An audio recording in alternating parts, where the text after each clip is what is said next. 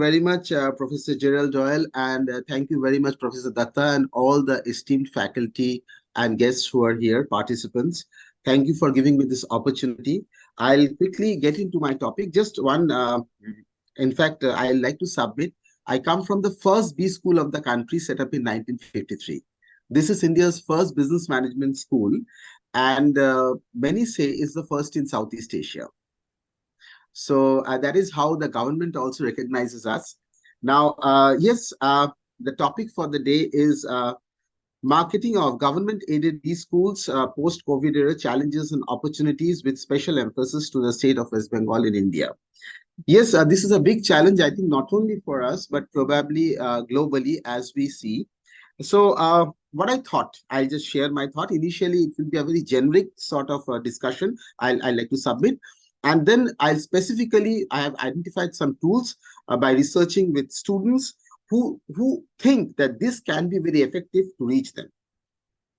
So, and this is mostly for the millennials. Those are our target audiences, the Generation Z. The concept of marketing does not go well with place called a school, no matter of what kind. After all, what should hardcore commercial function have to do with something as noble as teaching and learning? Yes, this is a very big question I often come across, and I am in this trade for nearly 22 years. However, marketing as we know it today is a function of creating, communicating, and delivering customer value. With rising fees, proliferation of schools, high investment in infrastructure, faculty salaries, delivering value to the student customer assumes great significance. In fact, you may stop me here because I'm using the word customers, but please forgive me for that. But probably we are getting into that era. For communicating and delivering customer value effectively, the role of marketing for a school and more for a B school is gaining importance every day. Since the supply side of B school education is overcrowded with all types of providers, it becomes very important to communicate and to deliver with a differentiated value. Just one sec. And no business school will, who has survived for the last maybe, like us, we are there in the business. We are celebrating our 71st year, but probably we have never faced this sort of challenges ever before. So the necessity amongst the plethora of different formats that how to market your school is becoming very, very important. So the last few decades have seen the growth of the demand of MBA. Growing demand has brought in competition. Standalone institutions which were not affiliated to any university started giving different sorts of degrees. But yes, they're very similar to the MBA program. Now, acquiring an MBA degree from a foreign university is also a very good option. And we have many aspirants for that also. Look, like other businesses facing stiff competition, B school too resorted to some run-of-the-mill selling techniques to capture the market. Some schools went to advertise on television, yet others adopted online tools. This saw B school launching elaborate websites, trying up with offline, online coaching institutes, reaching potential applicants through their portals. The use of social media to appeal to the applicants became the order of the day. In an attempt to look different from others, B schools started making trivial cosmetic changes in the program offerings, such as renaming them and their formats and so on. And smaller tier B schools, in fact, they went to outdoor publicity also. And all of these efforts were supplemented by personal selling. They started appointing counselors, education counselors also became a big time business all across. Particularly the one which gives coaching to the aspirants of MBA program. Telecalling, messaging, and emailing were also embraced, albeit with limited results. Such efforts soon turned into a game of one-upmanship involving tall claims which were not necessarily true. While these seemed to work for some time, it was not long before B school realized that selling techniques had their own limitation. Selling techniques are of particularly limited use in the education business, which demarcate this of the most of the other businesses. Now, for one, the education buyer now attaches highest importance to the decision-making for choosing a career path, choosing the institution of higher learning. Aspirants no longer take decisions casually. The potential applicant is highly involved in the process to search information, seek guidance, and views institute website and even the institute itself. What, seeking and going by online reviews is a trend prevalent among many applicants today. Having said that, it is also true that involved buyer is in this case is also to some extent unaware buyer. This is to say that most applicants do not know what comprises a good school or how to verify the veracity of the claims that are being made. So there has to be an ideal fit of the want and the offerings that are being made. On the whole, the business education market today is composed of small yet of uninvolved, unaware buyers and vast majority of involved buyers. It is time B schools understand and appreciate the new normal. Students are customers, and today's students wish to be treated as that. Although traditional academia will strongly criticize this approach and quick to the point out of flaws such an approach may lead to, the challenge would lie in avoiding the possible pitfalls in adopting the new normal approach. The modern marketing approach for customer relationship management is also adopted by a lot of B schools. You need a clear positioning. That first of all, there has to be a clarity on how you want to position yourself in terms of your stakeholders within and outside. The image of the B school portrays a very significant role in the attitude of the people towards it. And we'll have to understand the changing needs. Over the last 20 years, there is a tremendous change in the business scenario. Technological advancement, globalization have brought significant changes in the workplace also. Employee empowerment, the change in approach towards lifetime employment, and a shift towards lifelong education have changed the needs sought to be addressed by the B schools. And of course, increased competition. In India, what is happening now, a lot of foreign institutions are coming in because they feel that with a population of 140 crores, 1.4 billion, this is a very big market. And of course, a lot of aspirants for higher education. And the government is also leveraging their own schools because they have opened more IIMs than ever. So this is a big challenge for other old B schools. And also the association, the AICTE, which is the main body which gives approval to the MBAs, have also become more liberal now. So these are the challenges. And of course, a lot of models have changed, looking at the duration of the course, the mode of offering, the providing the programs with inbuilt international immersion, a component, etc. Online mode has emerged in a big way and a strong alternative. And people who have been doing executive MBA is now more shifting towards these hybrid models. The last 5 years have seen an emergence of new business models, and it is made to be important for B school to clearly define the positioning to its stakeholders. Escalating fees and placement expectation. B schools are increasing their fees. The moment they're doing it, there is a huge expectation of quality and quantitative placement. Not only quantitatively, but quality placements are also a big challenge now. So if you are escalating your fees, you are increasing the expectation, and you need good faculties also. So at the end of the day, just as you are looking for students, the quality of faculty also have to be looked at. And there's a huge scarcity, what we see. In fact, personally, I've been working in this field for a long time. And even today, when we are calling an interview for faculty or we are advertising, we get very few responses. So this is a big challenge. As a B school commences on a path of deciding a position for itself, characteristics of good positioning should be kept in mind. And the first step they should ask themselves, what does the B school wish to serve? And what does the school do? So there has to be a product interrogation that is coming in. Thereafter, school needs to be looked upon how it should deliver the program and who are the people who are delivering, how many industry experienced people you have, how many adjunct faculties you have. So then again, a B school needs to decide how big a school they want to be, how many courses they want to run, and based on that, the positioning has to be done. So partnerships with schools, particularly foreign schools, can be very, very crucial. An important aspect also is how it is funded, whether it's a not-to-profit organization or a profitable organization like ours. In fact, we are a not-to-profit organization, a grant in aid for the government school. So here, a strong, well-communicated brand identity aids in building credibility and shores up the reputation. Brand management is important to B schools as it is to any commercial product or service. A brand is a promise of an experience, and successful brand serves to accentuate the promise to have a differentiated experience. The ability of the brand to communicate such an experience credibly and establish its authenticity is at the root of attracting its targeted audience. So starting with brand identity, brand progresses to brand meaning, elicits brand responses, and establishes meaningful relationships.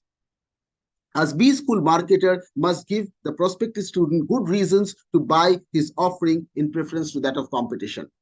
The obvious answer to this is branding. Now, you see, we all know Harvard for leadership programs, uh, MIT Sloan for quants. Kellogg conjures up the marketing wizardry. So, what are you doing? In fact, in India, IIMs have positioned themselves as a top B school. New B schools like Great Lakes, Mica are also coming up with their different ways of positioning. The brand speaks for themselves. And at the end of the day, the students must aspire to come to you. You should become a dream brand. The reputation of the brand is more important assessment criteria for a student when choosing a place to study. A B school brand communicates quality and credibility of the institute and attractiveness of the school, providing means to level the quality of its graduates for recruiters. Reputed B schools also come to use a measure of status and success from by the alumni. You must learn how to project your alumni, and you will have to keep in mind there are certain risks which students keep in mind. The functional risk, that whether how is the academic staff, the quality of the academic staff, the academic reputation, what sort of information they are providing. Then where is the campus located? How it's a happening place. You will have to make it a happening place. There's a financial risk. In fact, we say return on investment. How much money we are investing and what sort of placement we are getting. So these are some of the important challenges which a B school has to look into. And of course, there has to be a lot of creativity in their positioning. And there's an overcrowded supply. So amidst that, you will have to show an element of creativity so that you are identified. Now, many schools have started innovative techniques like lowering the entry barriers. And people are grabbing it. They're neither an MBA program or not a one-year program, somewhere in between, and with a lot of foreign online hands-on training immersion programs. So industry immersion is becoming a very crucial thing. Even the AICT chairman, I was listening to him, he said that give more emphasis on hands-on training. Reduce your theoretical thing to 40%, maybe 60% on hands-on training. And so this can be a very crucial area of marketing that you have if you have good industry partners who are going to give them the training, and even if required a foreign training, that can be very, very effective. And maybe some schools have also started mentorship, that how you mentor your students, what extra you are giving, how the student is valuing that. So that has to be understood. So, when I was discussing with my students, I did a survey, not just a survey, there was some in-depth interviews also. And this is because I wanted to understand what they think is more effective as communication tool, how we need to reach them through marketing. In fact, this is what came out from that research. They feel that, yes, if the institute is located in a good place, the logo, the signages have to be brightly done because that creates an impact. And if you are going for newspaper advertisement, then make sure you are choosing the right newspaper and the right location also. In the 6th page, don't put an ad, because although many of us don't read the newspaper every day, in fact, I am one of those typical traditional professors who start their day with newspaper. But believe me, my students, my target audience, the millennials, the Generation Z, they see their news in the mobile and they live on the mobile. So yes, of course, but traditional newspapers, still people feel that it can be very effective and create a presence in the digital space. And how? Just not blank advertising, no. Uploading interviews of industry leaders and their views about your B school. A video about a day in the school. Create LinkedIn and X handle.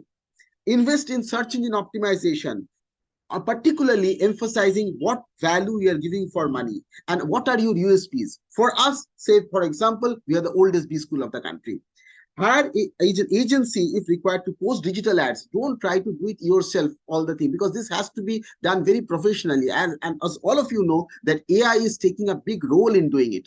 So yes, you will have to follow that. And then platforms can be very, very use microsite portals also, because there are popular portals in India particularly, which is called shiksha.com or College Dunia, where students go and see what are the views about different colleges. Now they do it very commercially. They will hold a banner ad, and if you click on that banner ad, it will go to your website. But of course, the reviews students follow very critically.